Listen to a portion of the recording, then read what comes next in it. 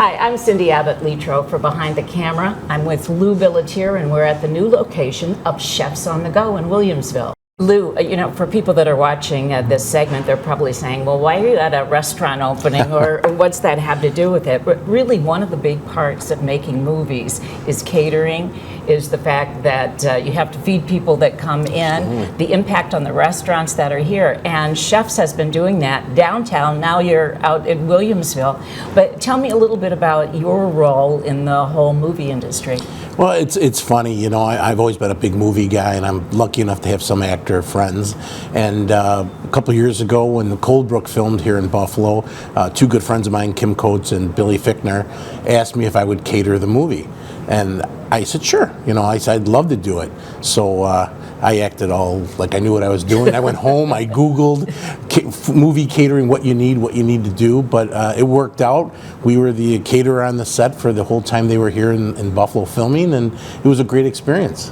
Well, but I was just thinking, it's probably also tough, because a lot of times the people that come in, we have these ideas, they're from California, they're this, they're that, and then everybody has a special diet. Did you run into that? Oh, yes. Oh, yeah. Everything from tofu scrambles to vegetarian to gluten-free to just watermelon juice to pomegranate juice to, we had quite an array on the set. Well, Chefs has such a wonderful history. Back to your dad, starting as a dishwasher at 14 years old in the restaurant business. And in fact, I have to share that my rehearsal dinner for my wedding was held at Chefs. I love the food so much. Oh, thank you. But it is an important part of the history of Buffalo. It is. We've been around a very long time, and that's one of the greatest things that makes me feel good is someone like yourself coming up and said, I had my rehearsal dinner there. We had our christening there, my baby's first communion or whatever it is.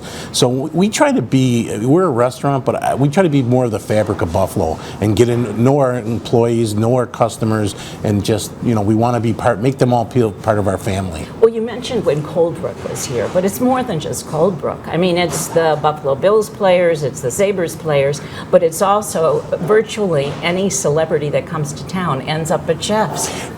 For some reason they do. We're so honored that they do that too.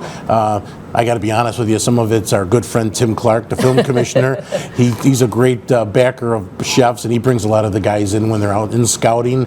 They have the food. Keanu Reeves is a perfect example. He fell in love with the food, and we catered a couple days on Henry's Crime when they filmed here. So it's the food. They seem to fall in love with it. And then they come back for more, and we've made a lot of friendships over pasta. But it's more than the food. What is it? Because there's something that you've been able to maintain. You can't always do that. When your father passed away and then you and your sister took over, right. You've kept that going, whatever that something is. Well, it's compassion. It's the human nature element. You're right. It's not just food. It's making people feel special, and sometimes not making them feel special. We will get some A-list actors per se and sports celebrities, and we treat them like everybody else, and they seem to respect that. My dad threw Bruce Smith out of the restaurant when he first came to Buffalo.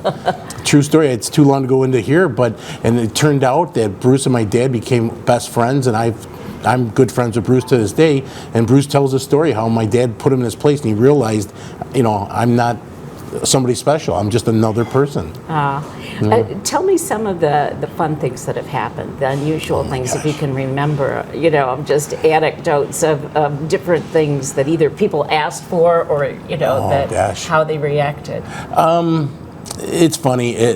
We had an actor who I won't mention who it was, came in, and he was very, as we talked, don't look me in the eye. He thought he was, and he wasn't a big A-list actor by any means. And it was funny, and I said to Tim Clark, our film commissioner, I said, Tim, this guy was unbelievable. So the next day, Timmy actually called me and said, James Woods is in town, I'd like to bring him in the Chefs, and I'm a huge James Woods fan. I'm like, oh my God, yeah.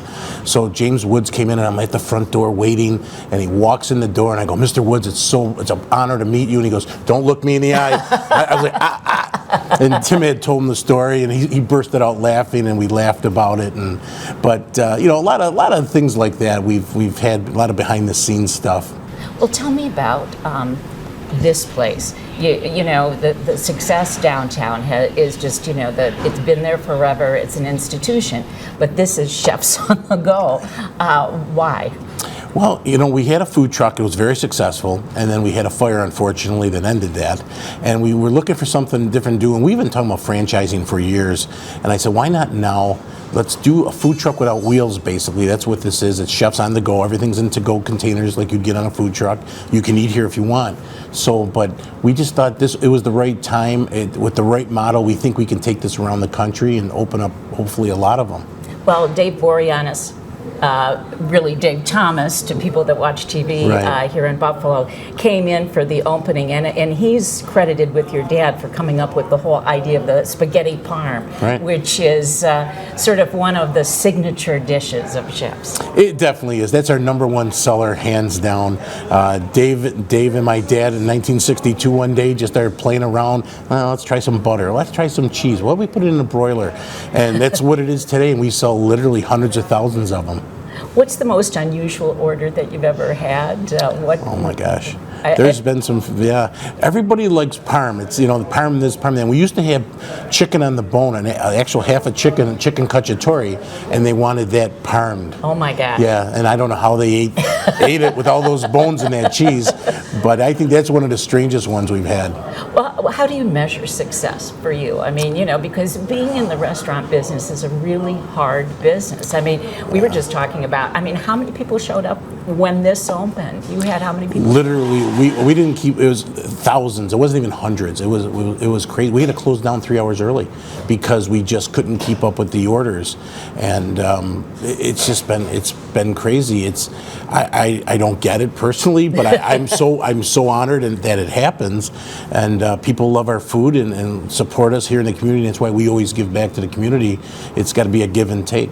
Well, in fact, I just wondered, were these people that had been to Chefs downtown and then wanted to come here, or they knew people? I mean, how have you sort of figured out who the audience is that's coming here? Well, we're still actually, you know, we're still new, so we're still getting our feelers out. But it's a lot of people that were just, you know, they've moved out here, they work out here in the Williamsville area now, and they always came to Chefs when they worked downtown. So it's a shorter drive, and they're finding it's not everything on the menu. You know, you're not getting tripe or chicken livers. You know, you're getting our 8, 9, 10 staple items, and they've received it very well. I mean, they're a little disappointed, but they're getting their bread and their sauce and all the main ingredients, so they've been happy. Well, and you have big dreams for this, that this is the first of many. I mean, that's kind of a scary thing to think about franchising. It is. I've got a couple great partners that I've partnered up with for the franchising end of it.